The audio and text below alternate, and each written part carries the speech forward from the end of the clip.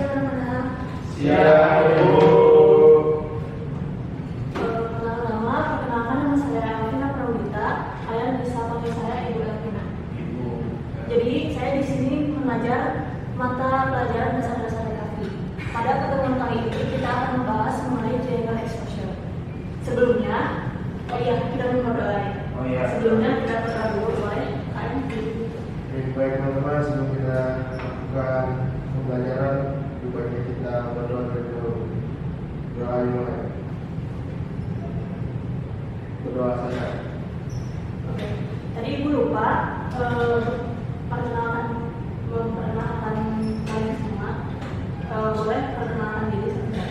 Perkenalkan, nama saya Okto dari Majalengka. Saya dari Jakarta, Bu. Saya Bagas dari Padang. Saya Purwo dari Jogja. Oke, salam kenal ya semuanya. Salam Baik, kita mulai pembelajaran hari ini. Tapi sebelum Ibu membahas materi yang ada di depan, Ibu mau bertanya dulu, apakah ada kalian yang tahu mengenai triangle exposure ini? Segitiga. Oke. apa?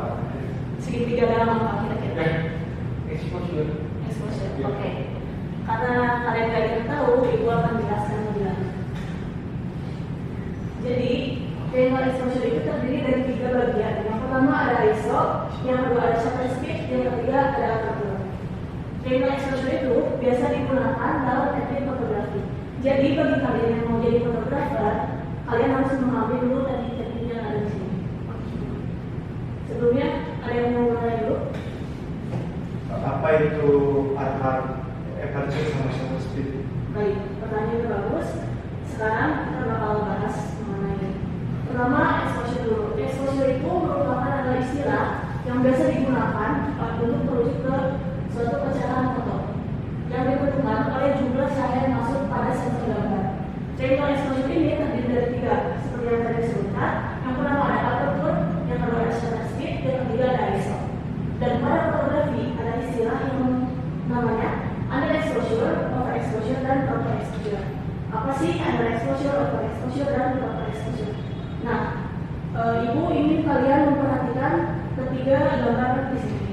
Ada yang bisa menjelaskan apa perbedaannya?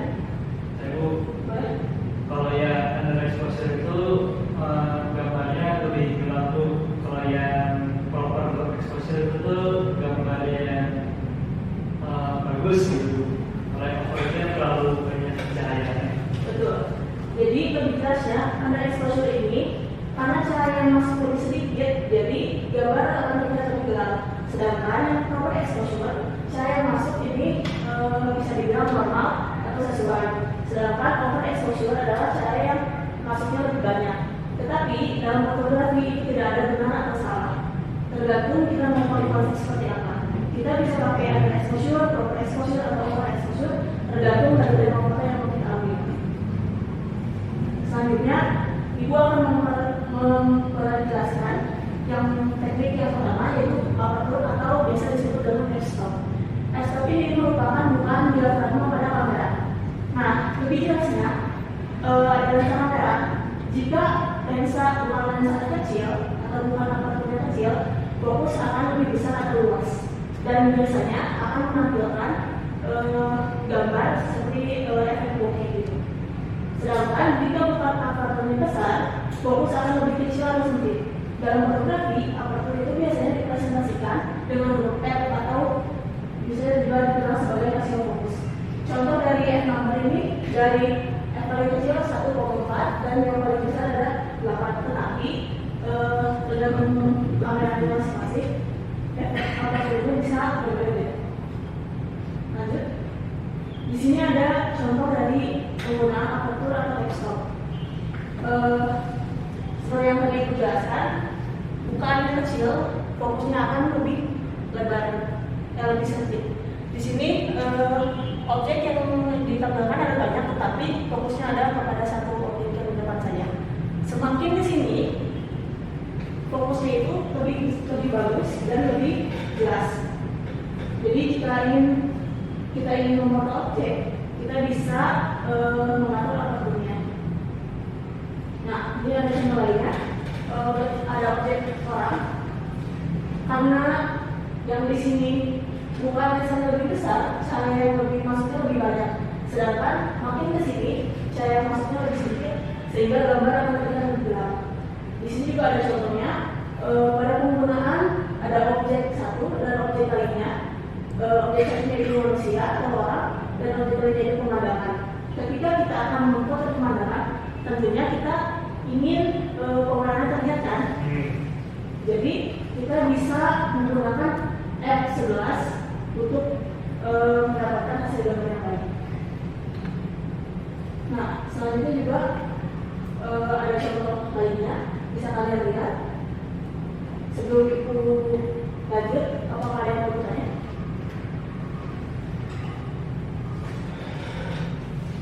Oke, jika tidak ada, dilanjut.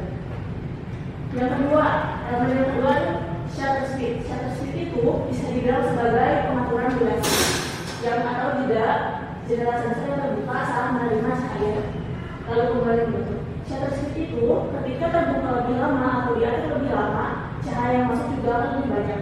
Tetapi kalau shutter speednya lebih sedikit atau lebih singkat, nanti cahaya yang masuk juga lebih sedikit. Biasa digambarkan pada satuan S atau second. Di sini ada shutter speednya dari 1/250 second sampai 1/2 second. Shutter speed juga biasanya bisa sampai 16 second atau lebih, tergantung menggunakan kamera. Nah, di sini ada contoh lain. Biasanya shutter speed itu digunakan ketika kita ingin memfoto gambar yang sedang bergerak. Jadi ketika kita ingin memperoleh gambar yang lebih jelas, kita bisa menggunakan pengaturan shutter speed di 1/500. Tetapi jika kita ingin mendapatkan hasil gambar yang lebih seperti ada bayangan ya, kita bisa menggunakan shutter speed 1/2. Contohnya juga ada ketika kita memfoto mobil. Nah, semakin singkat shutter speednya, pengaturan shutter speednya, objeknya itu tidak akan terlihat jelas atau mobil lawan. Lanjut. Nah, ada contohnya juga di sini ketika kita mengatur shutter speed 1/8, bola ini akan terlihat lebih buram. Tetapi ketika kita mengatur shutter speed di 1/250, bolanya itu akan terlihat lebih jelas. Kita juga bisa memfoto objek seperti kincir angin yang bergerak sampai kelihatan tidak bergerak. Baik, lanjut. Pada shutter speed ini biasanya digunakan pada teknik foto laser fotografi. Ada yang tahu nggak? Jejak cahaya lagi. Oke, lagi. Betul. Laser fotografi itu biasa digunakan ketika kita ingin memfoto cahaya. Biasanya digunakan atau kita foto pada mama kalian. Seperti ini. Ketika kita ingin memfoto cahaya yang bergerak dari mobil, kita bisa mengatur shutter speednya sesuai yang kita inginkan. Nah, seperti yang di sini, ketika kita mengatur shutter speednya seperti 2,5 second, cahaya masuk akan lebih sedikit. Tetapi semakin kita mengatur shutter speednya lebih lama, 15 detik, cahaya masuk akan lebih banyak. Contoh lainnya juga, ketika kita ingin memfoto air terjun ataupun air, ketika kita mengatur shutter speednya lebih sebentar, si airnya itu, tekstur airnya itu akan terlihat. Tetapi ketika kita mengatur shutter speednya lebih lama, 5 detik, air terjun itu akan terlihat lebih halus. Nah, yang terakhir adalah ISO. ISO itu merupakan tingkat sensitivitas sensor kamera terhadap cahaya.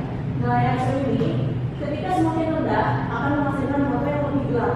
Sebaliknya, jika ISO semakin tinggi akan menghasilkan foto yang lebih terang. Umumnya ukuran ISO itu ada di 100, 200 sampai 800. Dan kelipatannya itu bisa tergantung pada spesifikasi kameranya. Makin banyak cahaya yang tersedia, ISO juga perlu diturunkan. Jika cahaya makin minim atau dalam kondisi gelap, ISO perlu dinaikkan. Ada yang lainnya?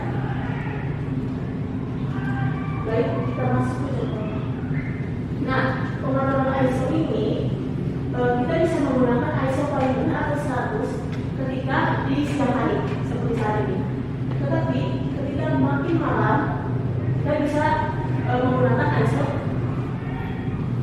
breathing lebih tinggi.